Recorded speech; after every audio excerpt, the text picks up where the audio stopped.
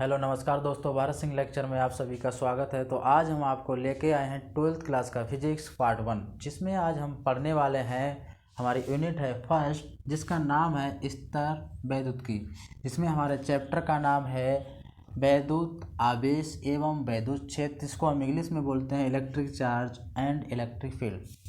तो सबसे पहले हम बात कर लें दोस्तों कि इसमें जो हम आपको चैप्टर वाइज चैप्टर बिल्कुल बेसिक से सब कुछ कराया जाएगा, और उसके साथ साथ आपको पीडीएफ भी किसी ना किसी लिंक द्वारा दे दी जाएगी, और आपको बताया भी जाएगा कि कहाँ से आपको पीडीएफ मिलेगी। आप निकाल सकते हैं या डाउनलोड भी कर सकते हैं। उसके साथ साथ हम आपको एक बात और भी बता दें कि आपको चैप्टर वाइज चैप्टर न्यूमेरिकल भी इसके साथ साथ कराए जाएंगे। तो सबसे पहले आज हम बात करने वाले हैं कि जो हमारा आवेश होता है वो कितने प्रकार का होता है। तो जो हमारा आवेश होता है वो हमारा 2 प्रकार का होता है। तो दोस्तों चलिए चलते हैं हम आवेश की तरफ। तो जो हमारा आवेश होता है वो होता है हमारा 2 प्रकार का। एक तो होता है हमारा धन आवेश और एक होता है ऋण आवेश। नंबर एक होता है हमारा धन आवेश, और नंबर 2 होता है हमारा ऋण आवेश। एक होता है हमारा ऋण आवेश।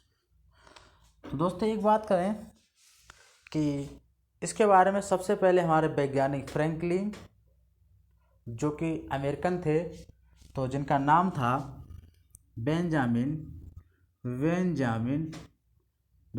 बेंजामिन फ्रैंकलिन, जिन्होंने 1750 ईस्वी में इसके बारे में बताया था।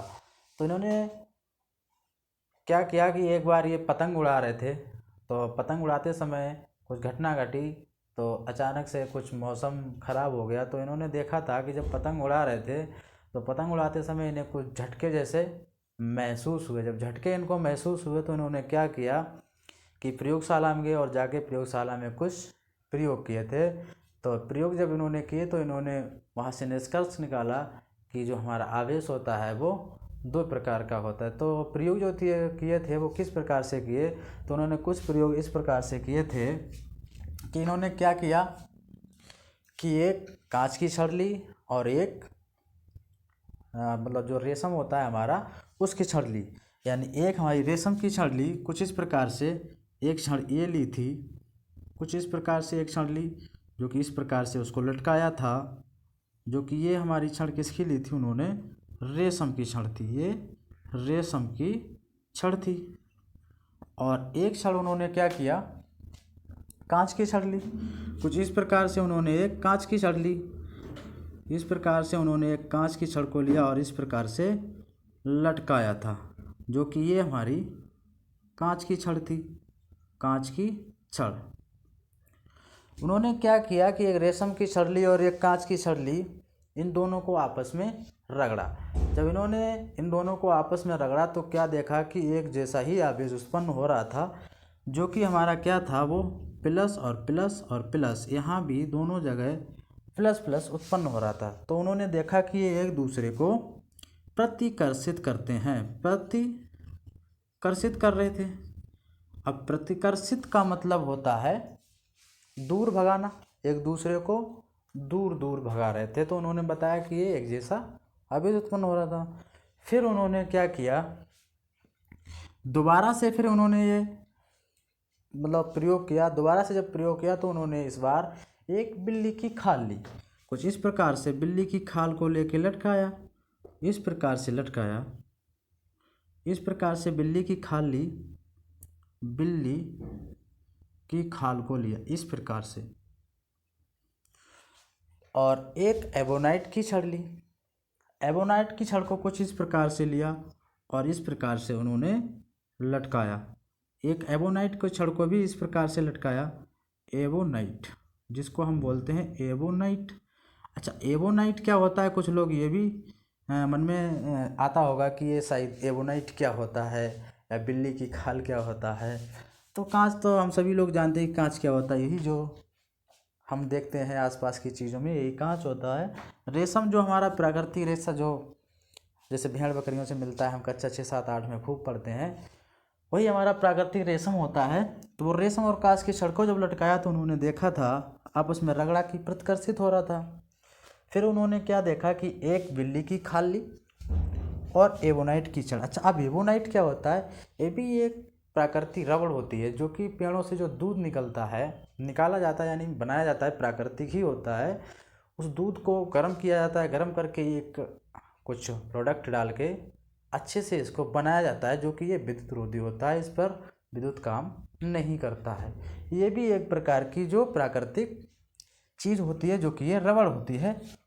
तो इन्होंने एबोनाइट को और बिल्ली की खाल को आपस में रगड़ा। जब इसको आपस में रगड़ा तो इन्होंने देखा कि यहाँ पर भी क्या हो रहा था? प्रतिकर्षित हुआ। यहाँ पर भी प्रतिकर्षित हो रहा था यानी प्रतिकर्षण हो रहा था। यहाँ पर भी प्रतिकर्षण हो रहा, क्योंकि यहाँ पर भी और यहाँ पर दोनों जगह माइनस माइनस ही उत्पन्न हो रहा था। फिर उन्होंने संतुष्ट नहीं हुए, और जब संतुष्ट नहीं हुए तो दोबारा इन्होंने एक प्रयोग और किया। तो फिर उन्होंने क्या प्रयोग किया कि इस बार उन्होंने रेशम की छड़ और कांच की छड़ को एक साथ लिया, यानी इस प्रकार से उन्होंने रेशम की छड़, यानी कि इस प्रकार से उन्होंने ये रेशम की छड़ भी थी इसी के साथ, रेशम की और वह कांच की छड़, रेशम की व कांच की छड़ एक साथ ली। और फिर उन्होंने क्या देखा कि ये जो थी बिल्ली की खाल की रगड़ी हुई और एबोनाइट की जो रगड़ी हुई छड़ थी, एबोनाइट और बिल्ली की रगड़ी हुई छड़ को एक साथ लिया, इस प्रकार से लटकाया। दोनों के एक साथ इस प्रकार से लिया और लटकाया इस प्रकार, यानी कि बिल्ली की खाल जो थी, बिल्ली की खाल और एबोनाइट की छड़ को दोनों को एक साथ लिया। और जब दोनों को एक साथ लिया फिर इन्होंने क्या किया? दोनों को आपस में रगड़ा। जब दोनों को आपस में रगड़ा तो फिर क्या हो रहा था कि यहाँ पर तो प्लस उत्पन्न हो रहा था और यहाँ पर माइनस उत्पन्न हो रहा था। तो जब दोनों तरफ अलग अलग आवेश उत्पन्न हुआ तो ये एक दूसरे को प्रतिकर्षित नहीं कर रहे थे, आकर्षण कर रहे थे। प्रतिकर्षित का मतलब ये होता है कि एक दूसरे को दूर भगा रहे थे, प्रतिकर्षण कर रहे थे, दूर भगा रहे थे। और जब एक जैसे नहीं अलग अलग आवेश मिले तो एक दूसरे को आकर्षण कर रहे थे। कुछ इस प्रकार से उन्होंने बताया कि जब हमारे अलग अलग आवेश हुए तभी आकर्षण करने लगे, एक दूसरे को खींचने लगे। अगर आपको सीधी सीधी भाषा में बता दें, मेल जब मिलते हैं तो एक दूसरे को प्रतिकर्षित अधिक से अधिक करते हैं, दूर दूर रहते हैं।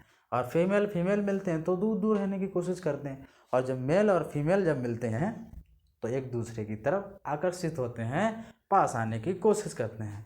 तो इसी प्रकार से क्या हुआ कि जब प्लस और माइनस मिला तो एक दूसरे को आकर्षण करने लगे। तो इसी प्रकार से उन्होंने ये निष्कर्ष निकाला 1750 में। ये हमारे अमेरिकन वैज्ञानिक बेंजामिन फ्रैंकलिन जी ने ये बताया था कि जो हमारा आवेश होता है वो दो प्रकार का होता है, एक होता है धन आवेश और एक होता है ऋण आवेश। तो इस प्रकार से उन्होंने ये भी बताया कि जो सजातीय आवेश होते हैं वो एक दूसरे को प्रतिकर्षण करते हैं यानी प्रतिकर्षित करते हैं, और जो हमारे विजातीय आवेश होते हैं वो एक दूसरे को आकर्षित करते हैं। तो इस प्रकार से हम थ्योरी भी अगर बात करें तो किस तरीके से लिख सकते हैं, तो जो हमारे सजातीय आवेश होते हैं वो यानी एक जैसे, सजातीय का मतलब एक जैसे आवेश होते हैं वो एक दूसरे को प्रतिकर्षित करते हैं, और जो विजातीय यानी अलग अलग आवेश होते हैं तो इस प्रकार से एक दूसरे को आकर्षित करते हैं। तो निष्कर्ष निकाल के उन्होंने बताया कि दो आवेश होता है वो दो प्रकार का होता है, एक तो धन आवेश होता है और एक ऋण प्रकार से होता है। तो आज के लिए इतना ही, बाकी आपको मिलते हैं नेक्स्ट क्लास में। तो अगर आपको हमारा वीडियो अच्छा लगा हो तो लाइक ज़रूर करें।